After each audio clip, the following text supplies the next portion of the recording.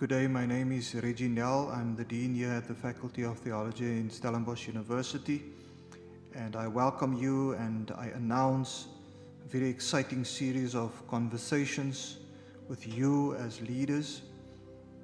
We are leading in a very difficult time, but there's possibilities, and this is perhaps also an opportunity to retool, an opportunity to find new direction in our ministry. Now, this series is being launched by Ekklesia with different partners. It's a toolkit for leaders to rebuild and restore community. Like I said, I am very excited about this because even in the university, we need this kind of conversations. I am sure that you would agree with me as faith leaders, we need this conversation. We share the vulnerability of our communities, the uncertainties. We share also the call from God. The series of conversations, I'm sure, will enable us to retool, to refocus, and to sharpen our ministry. So let me give over to the director of Ekklesia, Dr. Bruce Theron, who will further give direction. Hello, this is Bruce Theron, the director of Ekklesia. I also happen to be the moderator of the Congregational Church in the Peninsula region. Over the next few weeks, we would like to, on behalf of Ekklesia, Ekklesia, as you know, is the Center for Leadership Development. Part of our responsibility is also leadership training as well as the winter school. We are in lockdown. This is the 73rd day in lockdown. People often say we can't wait for things to return to normal. What is normal?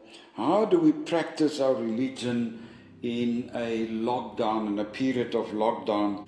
The first of the series would be on how we as a church can deal with hunger, how we can respond to hunger. And in fact, I think we are taking our cue from society, what is going on. And as we try to practice theology, we are asking, what is going on today? What is happening in our society? What is our context? And then we want to look at what ought to be going on, what should be done, how best can we respond.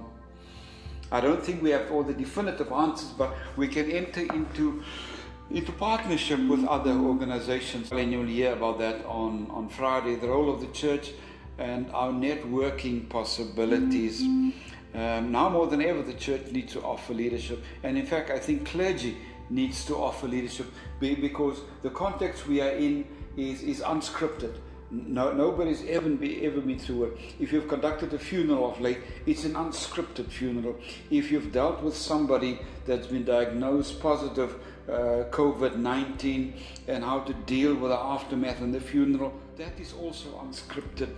Things we've not learned, things we've not been taught, but we can certainly enter into partnership. The last thing we want is a prosperity gospel. The last thing we want is just to explain everything away very easily without engaging something theologically. So we've got Youth Day coming as well, and we would like to look at youth ministry under lockdown.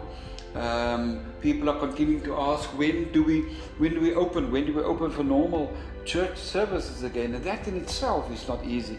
I mean, that is a process in itself, to sterilize the church, to look at all of the requirements. It is such a risk, not forgetting the comorbidities of people 55 and 60 years and older.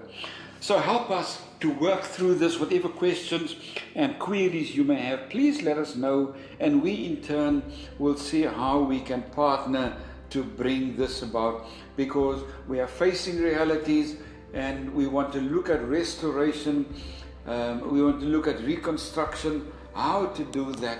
And the only way we can do that is in partnership with you. So please join us as we encourage you to register.